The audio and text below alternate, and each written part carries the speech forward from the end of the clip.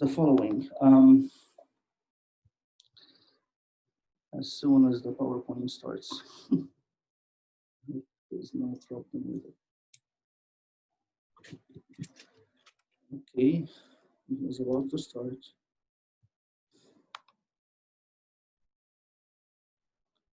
Let's try this again, and with God's grace, it will work.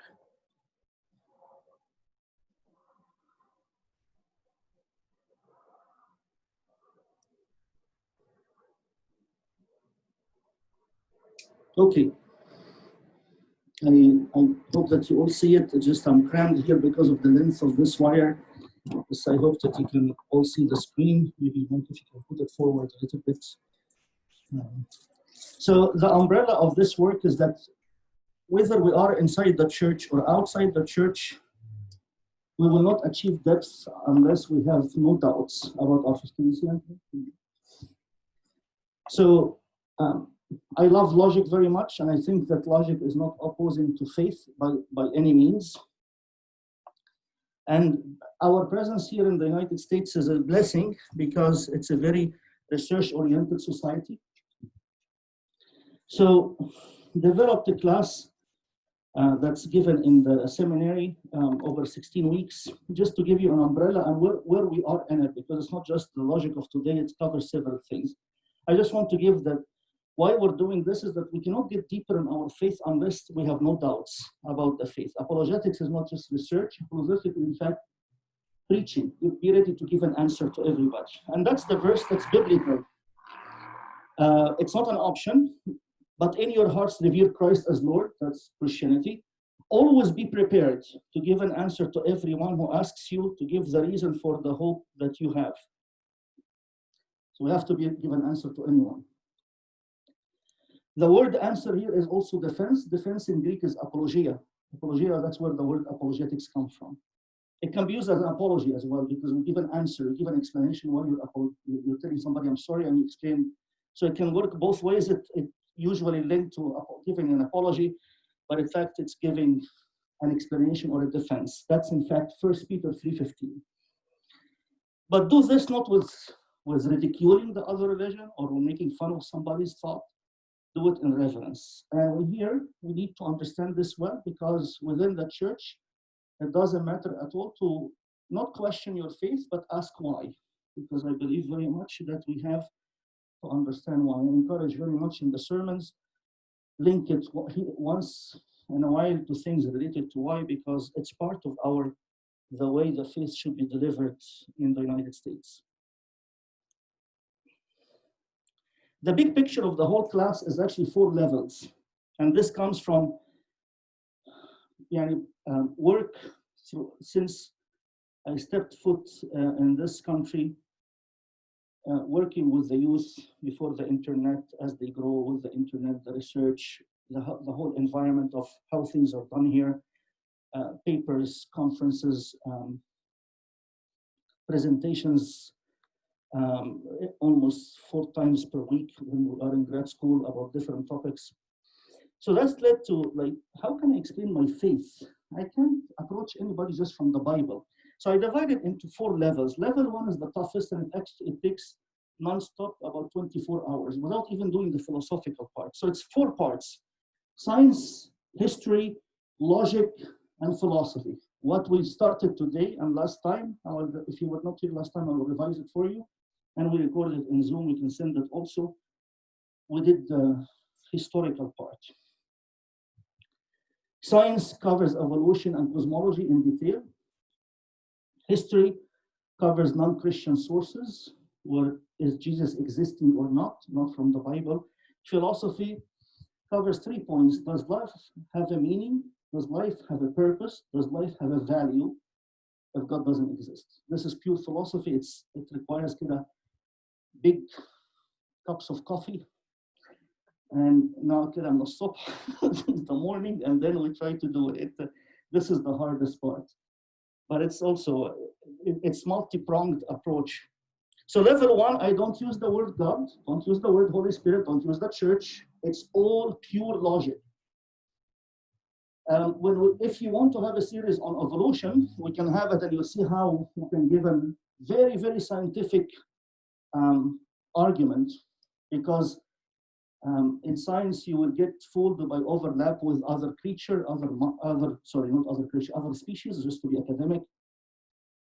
But in fact, there is a basic question that has to be asked first, and that basic question is never asked, and that's why they fool the community and the students into this topic without answering the more basic topic. But I don't want to spend time in this because we can give it a time by itself on evolution and cosmology, which is the Big Bang and Darwin. These are the two main teeth that affect our faith. So that's level one: science, history, logic, and philosophy. If we come out from it that there is a designer, if you're going to talk about science, someone initiated life and someone initiated the universe. In terms of logic, which we're done today, we proved last week from historians, non-Christian historians, non-Christian sources, in fact, they make fun of Christianity. I'm going to summarize them when we get into it, that there is a person called Jesus. And they describe in terms of making fun of his followers. One of them is a Greek satirist, Tacitus, who is a Roman historian. And there's another one called Suetonius. I didn't list him for you, but we have his writings. Josephus was Jewish. Letters going from generals in the army, Pliny the Younger, who was sent to Bithynia, sending letters to Trajan and Trajan answering him. All of these are evidences. They talk about Jesus, they talk about his followers, they talk about what to do with the Christians. So these are non-Christian sources that when somebody says Jesus doesn't exist, we tell him, no, not from the Bible, just whether he's God or not, that we're going to discuss today. But he existed, and there is reference to him and how the behavior of his followers from Christian sources. If anybody is interested in this, we have the recording of the Zoom meeting last time with the screen so you can follow the sayings that we follow. If in level one, we come up with the conclusion, if it's scientific, there is a designer. If it is the logical, there is someone who's called Jesus. And he has a movement. Today we're going to show whether this movement is man-made or is real. That movement I'm going to use the term movement because I'm treating you as people in college. We're doing this in a conference or not in the church. I'm not going to say Christianity because if I say Christianity, then I'm imposing on you the faith. So I'm going to do it completely dry, completely academic, not dry, academic. In the class, if there is a person called Jesus and he has a movement, or if there is a God, in which religion is this God? So level two, I do a comparison between this movement of Christianity and Mormonism and Islam and Hindus and Buddhists and Jehovah's Witness and. With certain arguments. Remember, all of this takes hours because you have to cover certain things in order to feel it's rich enough. We conclude that the Christian faith gives the best worldview. Again, I'm in level two now. What we're going to talk about is lower, is level one. We haven't even yet proven that Christianity is not man-made. So after covering level one, we'll prove that it's not man-made, but that's what we'll do today. If it is the Christian faith, which Christianity? Protestantism or apostolic? Is the body and blood real or symbolic? That's the core difference. That's the core difference. Can I prove without the church history that the bread and the wine have to become the body and the blood? From the church history, not from the Coptic church history. That's very, very helpful. And in fact, several students, because I give each student to do a class project about 20 pages long on one of the topics we cover. Some of them who were going to do it in evolution, when we discussed this, they switched actually to this level 3 of how much it's very making perfect sense when we take the creation and the fall and the salvation, and then we'll get there to prove that the bread and the wine have to become the body and the blood. All from the Bible, because if you discuss with the Protestants, he says, no, don't use the church, use the Bible only. Sure, it's all from the Bible, nothing from outside. So the conclusion will come from this. After the argument is given, and of course the students see the argument is very valid, otherwise they would have dropped the course. So it would be laughable. Then we get deeper into things that are in the church schism, reading the epistles of St. Antioch, some things that the church gives it to you, but you haven't covered the other 3 levels, and that's why we get confused today. We all talk on level 4, but there is very, very, very much a lot of work in 3 levels under it. And that's why it requires, of course, we can do snippets from it that's important for you, at least from level 1. Maybe we can take a series on evolution and one on cosmology if you want. So today we're going to do the logic. Is the movement we're in man-made, or is it really there's a God behind it? So there is a man called Jesus. We discussed, I did this in the opposite order for you, by the way. I started with levels with the 3rd point. Is there any historical reference to this man, Jesus? Yes, and we covered this last week. Today we're going to do 1.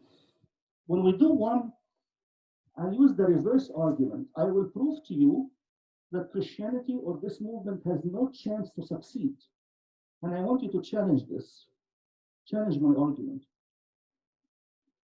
If it has no chance to succeed, and it did, then we'll discuss at the end, why did it succeed? Did it succeed? So this is the approach we're going to use.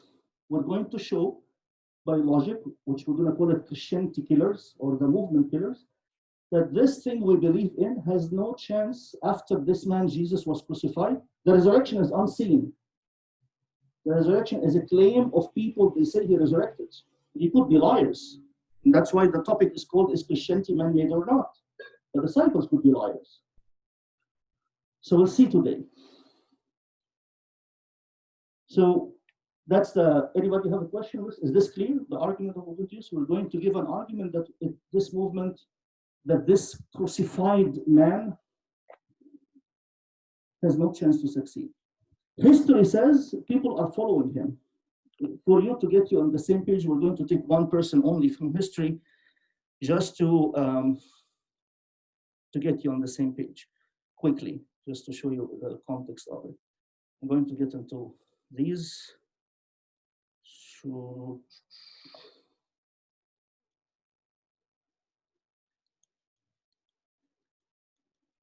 one of the easy ones is Lucianus, and we'll read it again to show you how to use.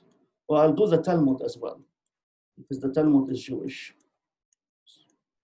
So Lucianus here is a person who's a satirist. Satirist is a person who makes fun of whatever, or he presents his case by making fun. So he makes fun of the Christians. What does he write there? The Christians, this is Lucian making fun of this group of people that he sees around him. The Christians, worship a man to this day, the distinguished personage who introduced their novel rights and was crucified on that account. So this is historical person making fun of these idiots, sorry in the word, that are following a crucified person. Crucified, okay, so when somebody says, you made up the crucifixion, you made up this Jesus, no, here it is, he was crucified. It says here in history he was crucified. You see these misguided creatures, thank God. This person is not at all inclined to Christians. He's making fun of how idiotic they are. Start with the general conviction that they are immortal for all time, which explains the contempt of death. So he sees in them, they're crazy. They're not afraid of death. They're just misguided creatures. So here is another fact from history. The Christians follow a crucified person. They are convinced that they will not die.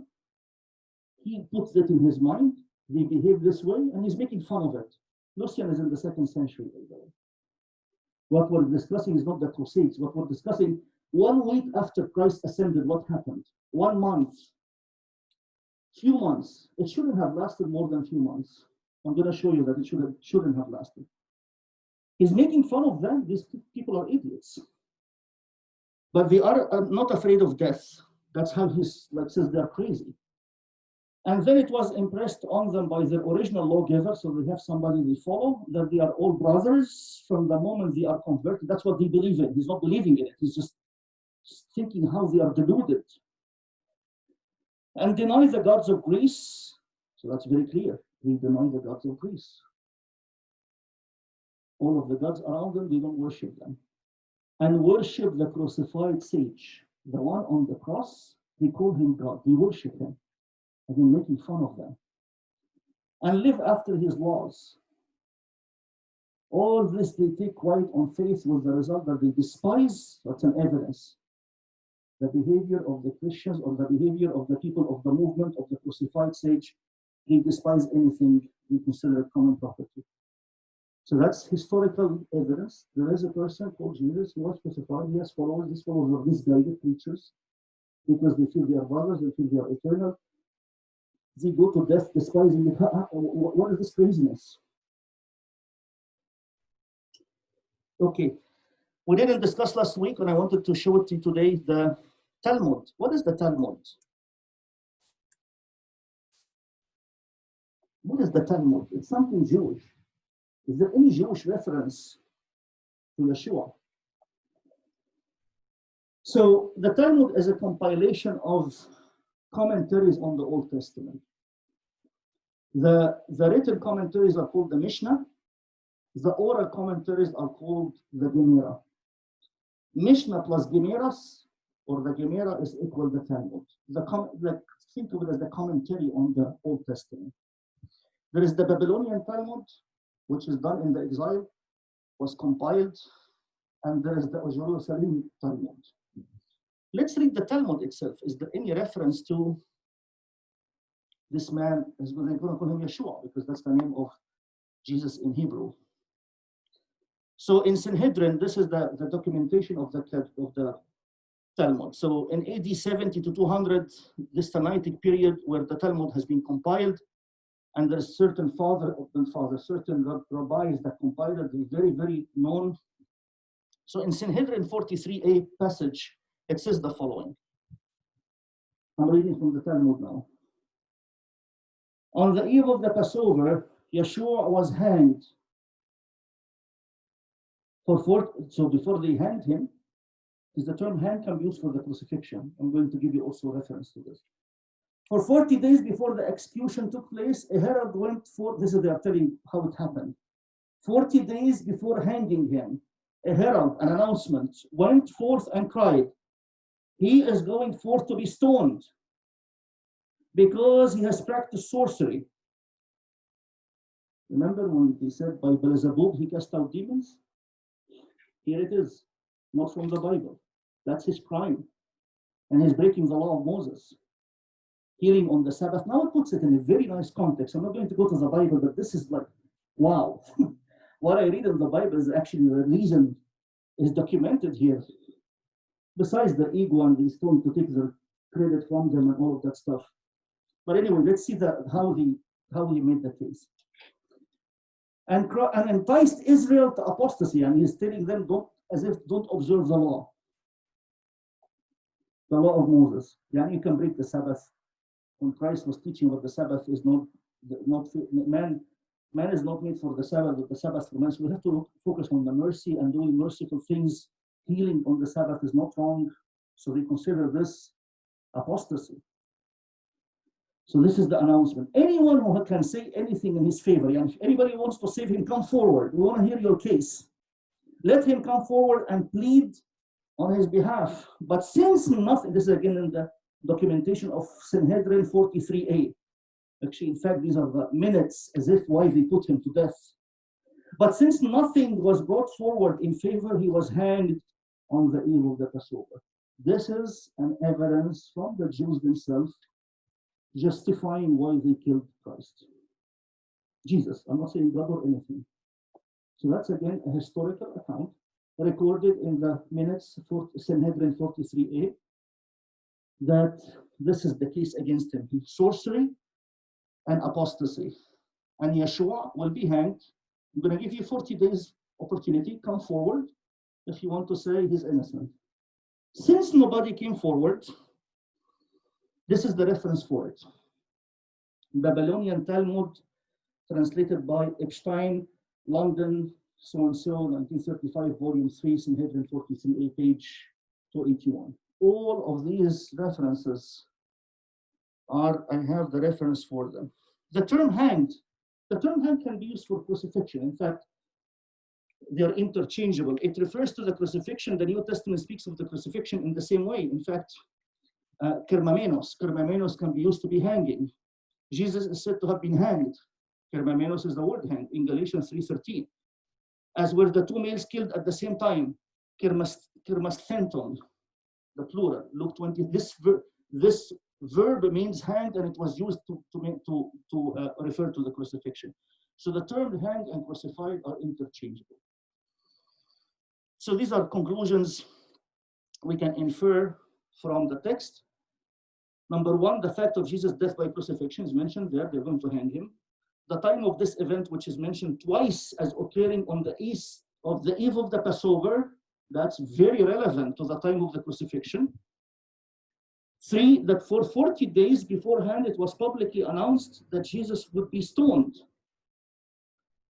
While not specifically recorded in the New Testament, such is certainly consistent with both Jewish practice and with the biblical report that this had also been threatened at least in two occasions. Christ, in confrontation with the Jews, they were going to stone him in John 8 and in John 10. These are the verses for it, just to show you that he was about to be stoned.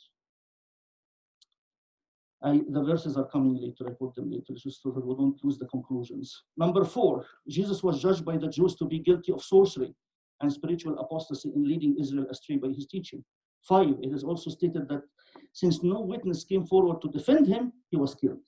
That's the minutes why we put him to death in Sanhedrin 43a.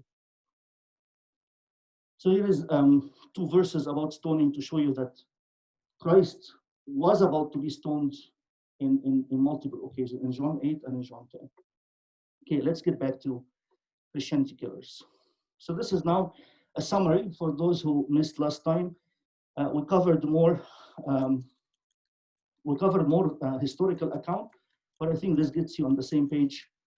The other part of that is number two, which will probably make a part three for this. These are all faiths, by the way. If you didn't know, these are all faiths that existed in parallel with Christianity, and they all died. That gives us something to discuss. Why did they die and this movement continued? Gnostics, Simonians, Menandrians, Basilidians, Sardonians, Marcion, Ebionites, Nicolaitans, that's actually mentioned in Revelation. Docetists, Montanists, Donatists. So Christianity came out, or this movement came out in a pure area, pure time? No, it didn't. It had other things next to it. So these are the three angles I use. We're going to start number one now. Number two could be next week. Number three, we did it last week. Historical references, other beliefs next to it that died on their own. Number one is what we're going to discuss today. So let's get into it. How this movement has no chance of success. And then we'll discuss whether why it succeeded.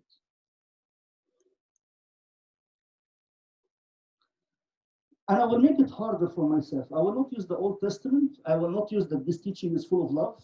I will just use facts. So Christianity is improbable to succeed. Let us study the odds against it. And these odds are so strong that it's hard to overcome. I have ignored all the lovely teachings of Christ, which is in the Bible. Also, I have ignored all of the prophecies that would apply only to him because they are from the Bible. And I said, I will not use anything biblical or any religious thing in level one. We will not use it, so that to make it completely academic. The first odd against this movement is the story of the movement itself. What is Christianity? God became man. That's hard to believe. Then he died. Okay, now it's getting funny. He died on the cross. God was not able to overcome those who are putting him on the cross. No, he wasn't. He just kept quiet. Okay. Then how long was he dead for? No, he resurrected. Great. That now can we say that he is, you have some credibility here. Can you show him to me? Imagine two people, can you show him to me early on? Can you show him to me? You know what? You just missed him. He ascended. Bye-bye. This is the story we believe in. You see how crazy it is? This by itself means no one will enter this story. In fact, these people are making it harder for people to join it by saying, unless you believe in it, you cannot join us. Yani, if you compare with Hindu, I'm going to do comparison with Hindus and Buddhists very quickly. Hinduism and Buddhism is a group of moral teaching, very lofty moral teaching, but it doesn't have a dogma. It does not have a dogma. This is our dogma, or this is their dogma. And you cannot join them unless you believe in the resurrection. What is the chance of getting any numbers with you? Zero. The difference when somebody says about other faiths that collected people, we're going to discuss ways of spreading the message in the second odd or the third one. But this movement, if this is the circle of the movement, you cannot step in and be part of the group unless you believe what these people say, that he is resurrected and we saw him. So collecting people is not easy. Collecting number is not easy. In Buddhism and Hinduism, because it's a philosophy and deals with pain and so on, it's easier. Another thing, I have a question to Buddhists and Hindus about the reincarnation. If you get reincarnated as a dog or as a cat, I'm not saying this as in any way fun, and supposing that reincarnation is a process to make you better and better. How you will become a better if you were a human and the next life you become a cat? How will that enhance you? So even it's the process of the state machine that you go through to become better and better has certain states in it that doesn't make any sense. So this is, again, I will get into level 2 now by comparing the worldview. But as you can tell, it has very nice subroutines that you can go in and come back. So two things about Hindus and Buddhists. Entering them is easier because it's a group of philosophies.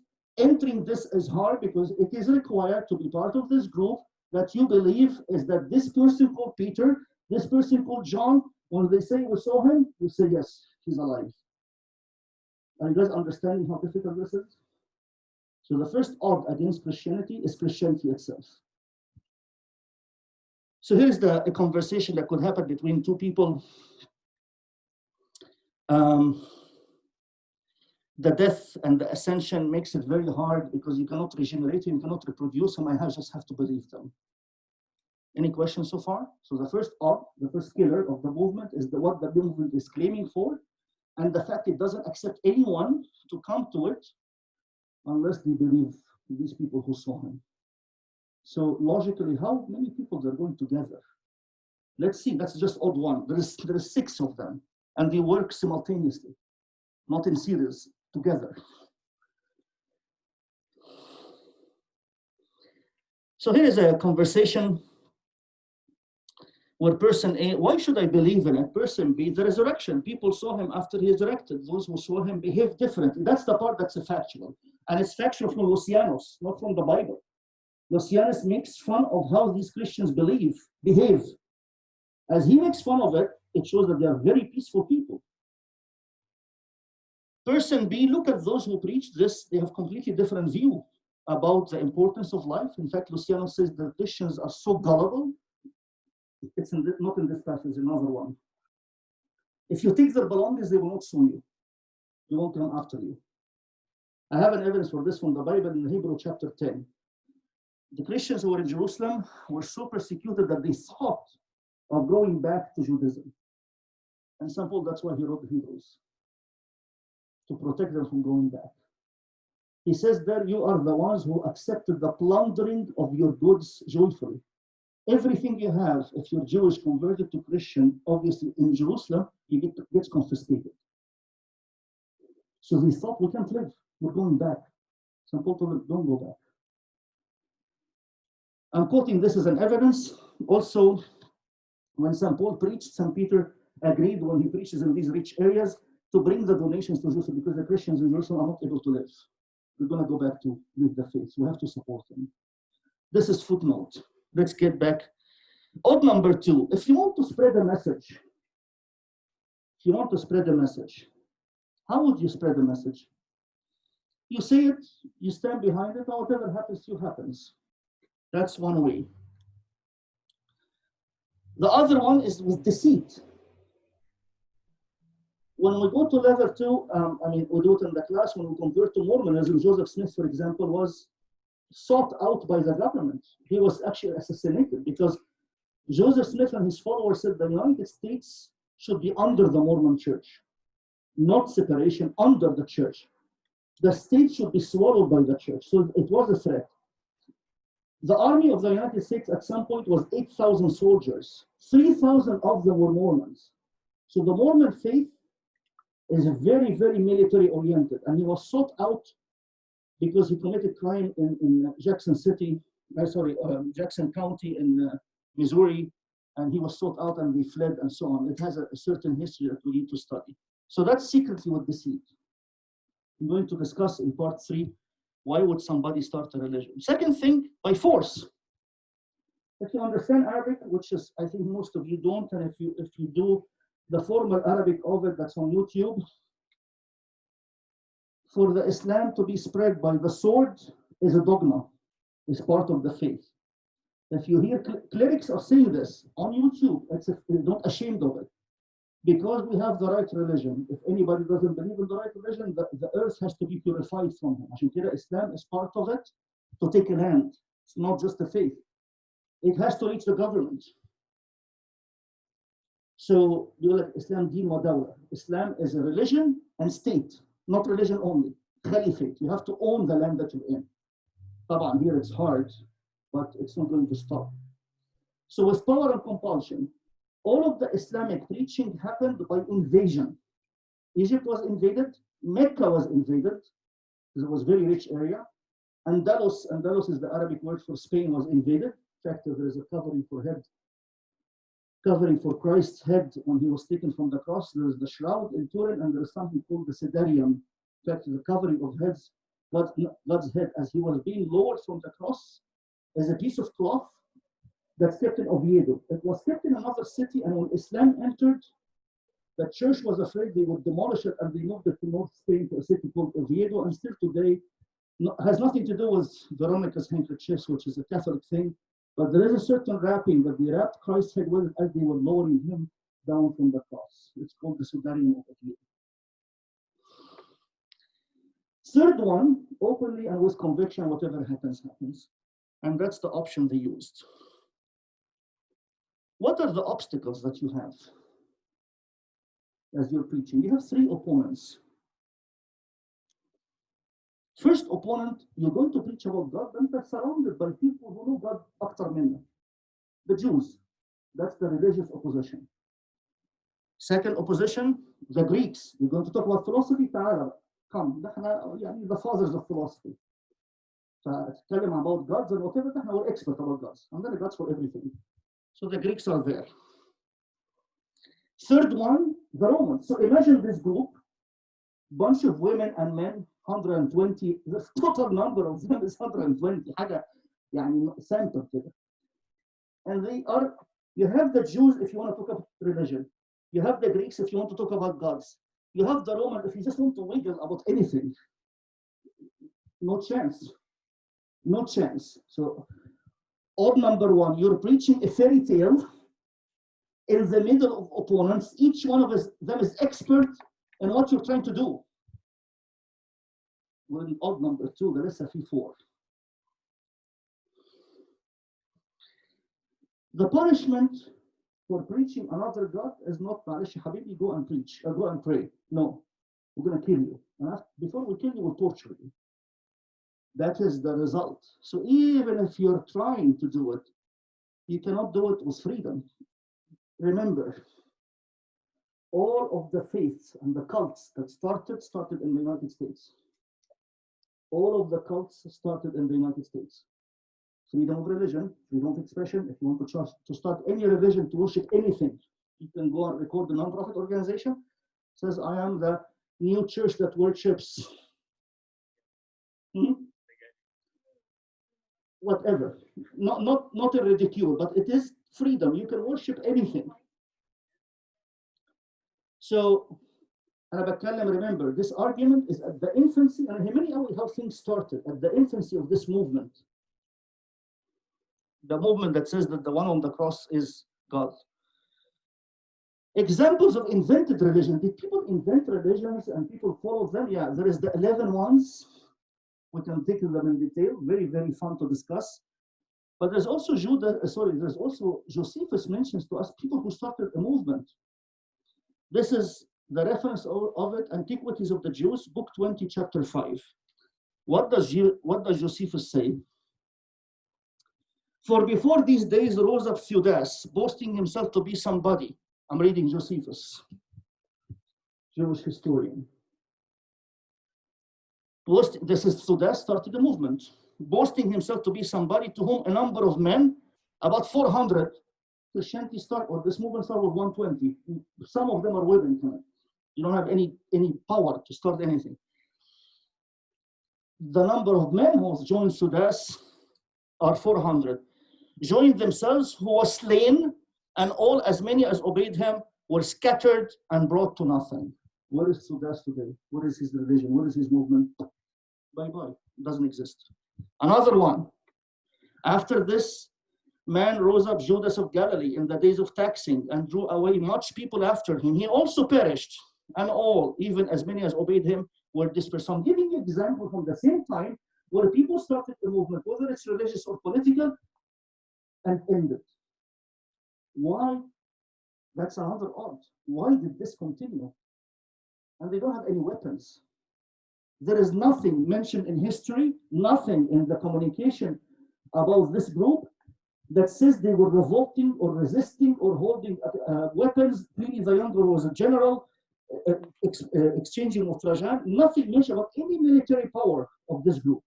So when somebody says that Christianity started spread by the Crusades, oh, wait. Crusades are the middle centuries, 14th century, 12th century, 13, and in Constantinople. It started by protecting, by the way, the believers when they go to Jerusalem and the Muslims were attacking them. That's why the Crusades started. Started as a protection to the worshippers when they wanted to go to the holy places, but was under the control of the Muslims. Then it became powerful. So just to know how things started, because we hear sound bites and people, you need to be on solid grounds to know. Now leave this area. I'm very, very, like about 1 month after the resurrection.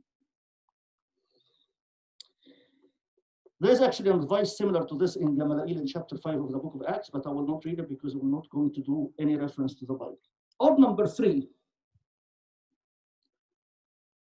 So odd number 1 is what? The message is foolish. Odd number 2, the message is spread with just talking. Odd number 3, the number of people that are doing this is very few number, 82, less than 100. I'm using 82 because of the 12 disciples and the 70. I'm just trying to come up with a number, and that's not far-fetched. These are the really number of men that were going to carry this statement that we saw him resurrected and start preaching. So there are certain assumptions I have to use in presenting my case. The assumption I'm using is that the number of people who started this movement is 82 people. They speak only. They don't use any power. They don't even try to gather money to get power. And they don't use any deceit or a plot. We saw him resurrected. That's the story. We're gonna kill you. Great. This is the part that made Lucianus make fun of them. These people are so crazy. They're not afraid of death. They call the one on the cross their God, and they're so believing in this that they're not afraid of death. How crazy is this? Doesn't make any sense. Why was it hard that these 82 leaders would be contained by the Jews or the Romans and killed? An end of story. How is it difficult to catch 82 people? Very easy. How come they survive without any weapons except their speech and loving, by the way? You didn't preach any hatred that you hate the people who persecute you. There's nothing documented here If you approach them, they will hit you back. No, it's so foolish. Okay. How come when some of them were murdered, that's another part that's baffling. These 82 are the heads of this movement, and alas, if you kill the head, it should die.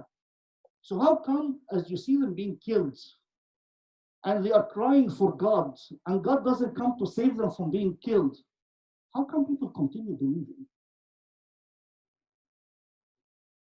You're not afraid of the torture you see to them? This is all the argument that this is really happening to this initial. Initial is the key. Initial of life, initiation of life, initiation of the universe, initiation of Christianity. This sprouting of it, which is, if the sprouting is very easy to kill. And all of these are so. Here's an example of one of them, who's mentioning in his writings, his name is Peter, but as he was called, you is holy, you be holy in every conduct. Don't commit adultery, don't insult, don't take anybody's belongings, don't attach to this life, be holy in every conduct. Because it is written, be you holy, for I am holy.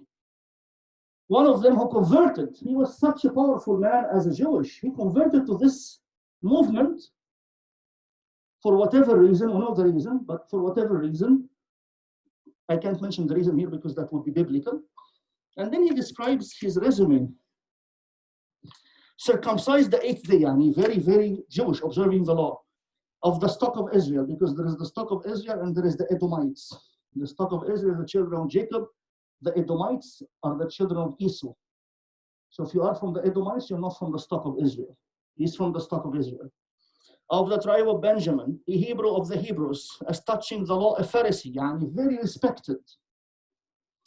Concerning zeal, persecuting the church, I'm even joining them in persecuting this new movement that affects our faith, the Jewish faith. Touching the righteousness which is in the law, blameless. I am so respected, I am so holy, not boasting, but I'm observing everything. But what things were gained to me, those I counted loss for Christ. Yes, doubtless, I count all things but loss for the excellency of the knowledge of Christ Jesus, my Lord, for whom I have suffered the loss of all things. And evidence, when you join this group, say goodbye to anything you have and anyone you know. You're gonna suffer. Tell me, why would somebody join it? I didn't talk about the resurrection. I'm giving you completely, there is no reason for somebody to join to this group. But I'm giving you evidence of their behavior. I have suffered the loss of all things and do count them as rubbish, that I may win Christ. He converted. For some reason, he converted. But he's saying, when I converted, I lost everything. Here is an example of what happens to him. Of the Jews, 5 times I received 40 stripes minus 1, which is 39 in the Jewish law. If you read the Talmud, it has 6 divisions. One of the divisions is the criminal punishments. One is related to the purification, one related to the Nazarites. There are 6 parts of the Talmud that deal with different cases or different sects of the law. Thrice I was beaten with rods. Once I was stoned. 3 times I suffered shipwreck. A night and a day I have been in the deep. In journeys often, in perils of waters, in perils of robbers, in perils by my own countrymen, in perils by the heathen, in perils in the city, in perils in the wilderness, in perils in the sea, in perils among false brethren, in wilderness and in weariness and painfulness, in watchings often, in hunger and thirst, in fastings often, in cold and nakedness. Besides those things that are outside, مشاكل الكنيسة بقى, whatever happening within, the things that come upon me daily, the care of all of the churches. As a leader, all of the problems of the churches come to him. Why did you join it? You're listing what happened to you. Why are you continuing? Why didn't you go back to being a Jewish? Odd number 4. Odd number 4. These leaders, they were all killed publicly. One of them is Mark, and he was in 68 AD. He was tied to a horse, dragged into the streets of Alexandria till he died. That's on the feast of Serapis, one of the pharaonic gods. What do people see in this public torture that ends with death, that makes them want to follow what these people believe in? Logically, it's impossible. Why do you join this? Yeah, what's attractive about torturing and then dying, besides losing everything? And there is evidence, women offering their children and dying with them so that you don't leave them behind. This is factual, this is historical. Josephus mentions about the killing of James. I'm not going to read it for the sake of time, but again, I'm adding to you names that we're familiar with this book of the Christians called the Bible. They are mentioned in history. We talked about St. James being killed. How does this faith grow? It's counterintuitive. They have no riches, they are tortured. They preach love and peace and do not fight back. God whom they are preaching does not come and save them from death, although they are dying for him. What is making people, well, how does this number grow? Why does it grow? Odd number 5, and as if this is not enough, we have an empire, the Roman Empire, 300 years, killing people that are having no war against them and was not able to get rid of them. And these are accounts from within the Roman Empire. There's the Roman historian Tacitus and Suetonius. We didn't read Suetonius. Pliny the Younger with Trajan. We didn't Hadrian, another emperor. We didn't read it just because it was time. There's so much account. For the Roman Empire, worshipping idols is not optional. It's part of serving the country. It's part of serving in the army to defend the empire. There was people of believing this, the crucified, and they were in the army, generals. When did they have to leave? When they asked them to offer incense. They were very good soldiers, very good generals. But when it comes to offer incense, they said, no, we can't. And they ended up leaving all of this rank and being killed by their own superiors. So let's discuss, is there any other thing that would make the empire afraid of the Christians? I'm going to ask you generally, what would make an instability in any empire from within?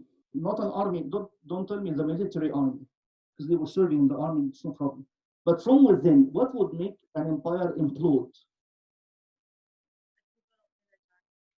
Number 1, financial ruin. If people don't pay the taxes, that would make it implode. Like if Christianity said, don't pay the taxes to this atheistic empire, that would be a reason to persecute them. Another reason. Exactly. If the Christianity of this movement said, if you believe in us, you have to leave your family, get out of the house, then it will ruin the unit of the family. So this is the social fabric. And the financial fabric, what's the last one?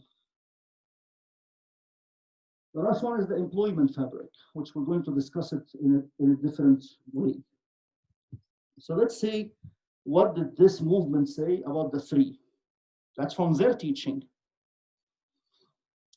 Financial-wise, Romans 13, let every soul be subject unto the higher powers, or be a law-abiding citizen. For there is no power but of God. God permits this person to be there to take care of the security of the country. It was Nero, by the way, who was killing Christians. And this is written in Romans. The powers that are be ordained by God. We're going to obey the ruler no matter who he is. By the way, in the litany of the president in our faith, now I'm switching just footnote, we pray for him to not persecute the church and for him to keep the country safe from any foreign group that wants to attack our abundance. We don't care who he is, we just pray, please put in his heart to be merciful to the church. حتى لو كان Egypt persecuting the church, we don't have a prayer that says replace the president. We have a prayer that says whoever is there, please let him not have war against the church, and please let him have us a secure life, so he has an ability to defend the country. This is in the litany of the ruler. Here, let's read this. Romans 13:7. That's from their teaching. I have to use the Bible because I have to see what they're teaching about the financial dealing. Then give to all their dues, to the due tax, to the one due tax, the tax, to the one due tribute, the tribute. These are like different things that are used then, the customs and the dues or the taxes, whatever forms of taxes. To the one due fear, fear. Don't be revolutionary. To the one due honor, the honor. This tells us as Christians in this country, when we see something wrong, how do we deal with it? How do we do a revolution? We do a revolution by speech, not by any aggressive action. So we can seek justice, but the justice is done by speech. While staying to be law-abiding citizens. We have to be law-abiding citizens. So that's related to the financial commandments. By the way, this is in a system that persecutes them and kills them. Like you have like just your cousin was killed, and then you have to obey the law and pay your taxes. This is very hard. But that was the mindset of the early movement that needs any reason to grow. This will not make it grow. You're going to be eaten alive. Women or husbands and wives. And the woman which has a husband that does not believe, and he be pleased to dwell with her, let her not leave him. By the way, don't apply this today, that I can marry somebody who doesn't believe. No, that's then, or with a Muslim family, for example. A Muslim family, Christianity comes to them, the husband believes and the wife doesn't. Does the husband have to leave or to divorce his wife? No. Unless the wife tells him, if you don't convert back to Islam, I will divorce you. Then let her leave. So God is the true God. When it comes to a family, as long as the partner is willing, again, this applies to another faith where one of them accepts Christianity. It doesn't apply to a Christian marrying outside the faith. Just a footnote again, this is not of relevance, just so that we don't have wrong conclusions. Ashan, the Holy Spirit joins two people who he lives in both of them. That's why he can make them one. That's the essence of having the same faith. For the unbelieving husband is sanctified by the wife, and the unbelieving wife is sanctified by the husband. Else were your children unclean, but now they are holy. So having a sexual relationship with somebody who did not convert to Christianity, you were both not Christians, you converted, he didn't, and he did not say, leave me, otherwise, unless you leave Christianity, stay. Your relationship with him is blessed by the church. This is what the teachings tell us through this Paul. But if the unbelieving depart, let him depart. A brother or a sister is not under bondage in such cases, but God has called us to peace. We're all seeking the peace. Third thing, which deals with slaves, Christianity seeks justice. But then I'm trying to think here, why is St. Paul asking this? And St. Peter is asking this as well. Let's see what he's asking the slaves to do.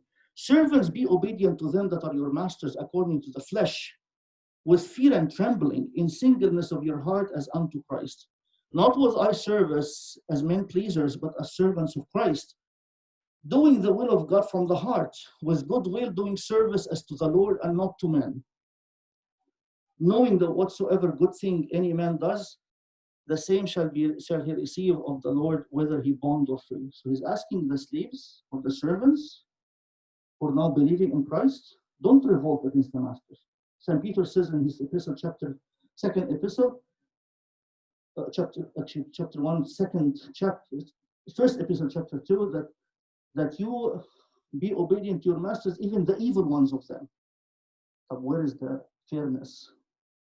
Fairness comes by speaking against it. But you have to observe the obedience to the master so that your mind is not full of hatred. Your mind is not wanting to kill your master. Your mind removes any type of anger within you, and that's what Christ is asking us to do. So now when you seek justice about something, you can speak for it.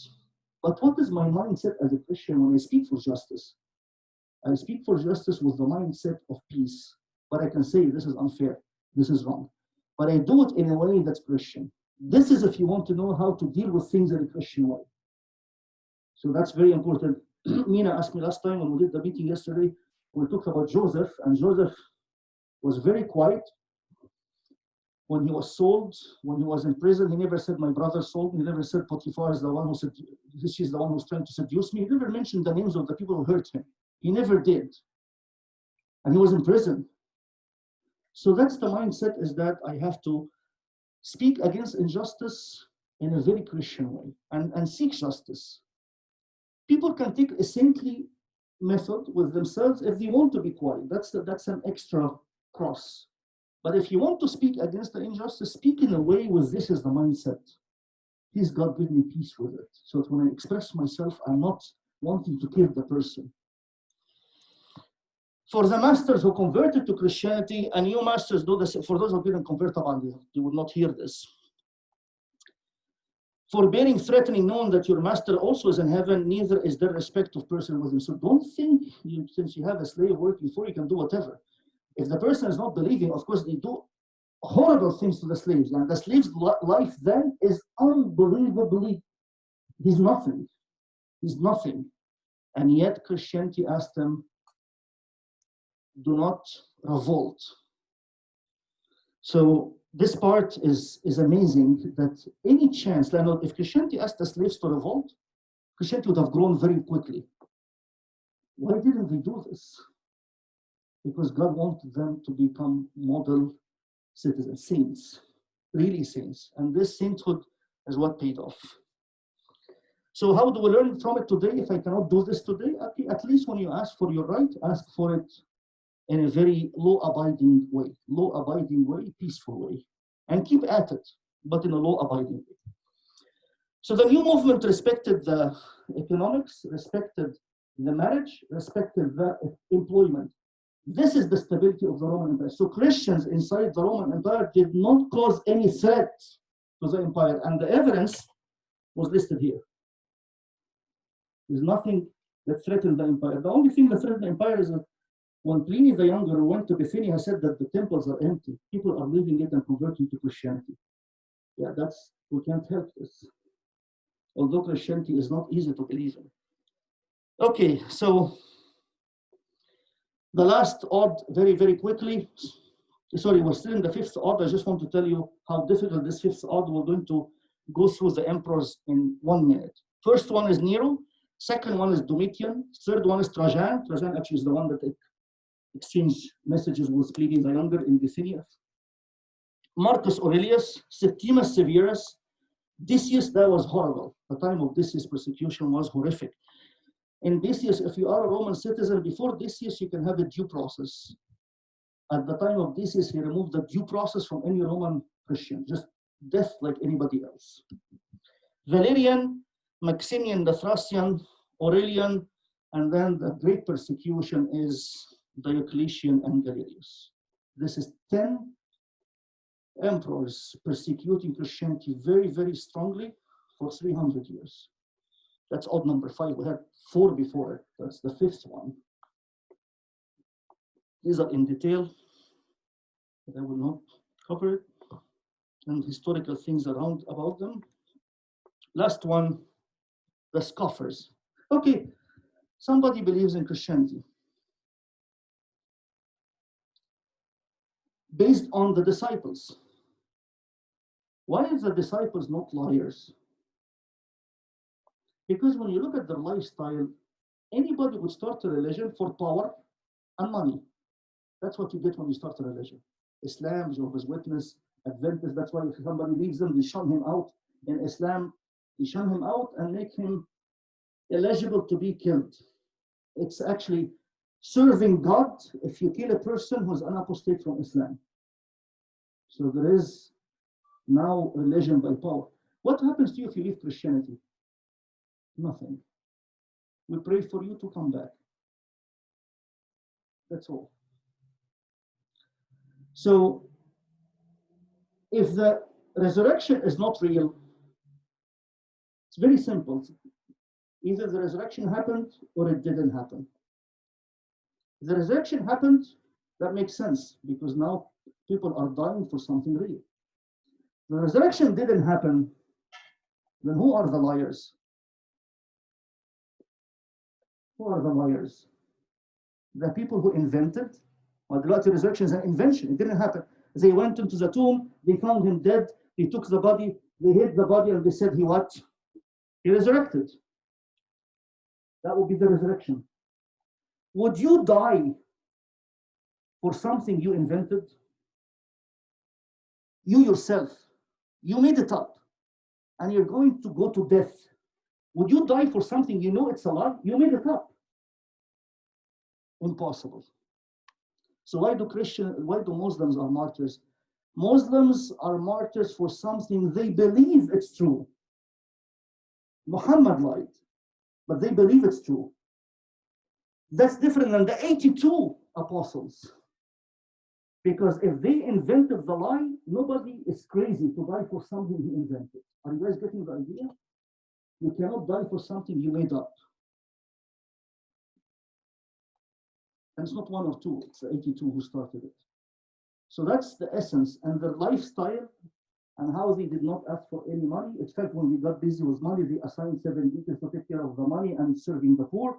They pulled out to prayer and fasting. Their attitude about life, about money, about belongings, about their own family is somebody who's not interested in getting things out of life.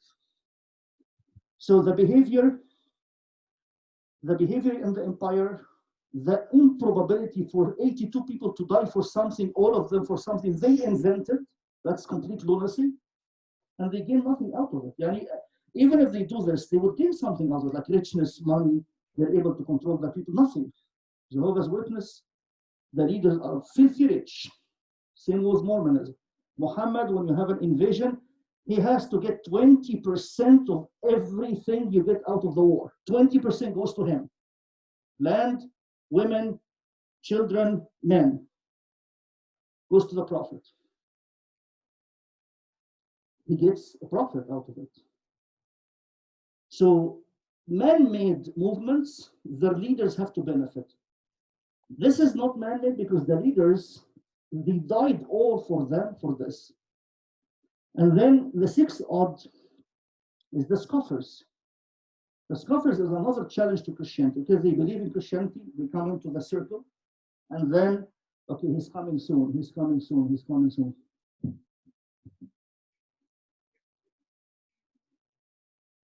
He's not coming. Bye-bye. Out. So that's another challenge to Christianity, the scoffers. So what is the probability? In fact, here it is. It's mentioned. I'm listing what I said, so I'm going to read. Here is the six challenges all at once. Number one, the message is like a fairy tale.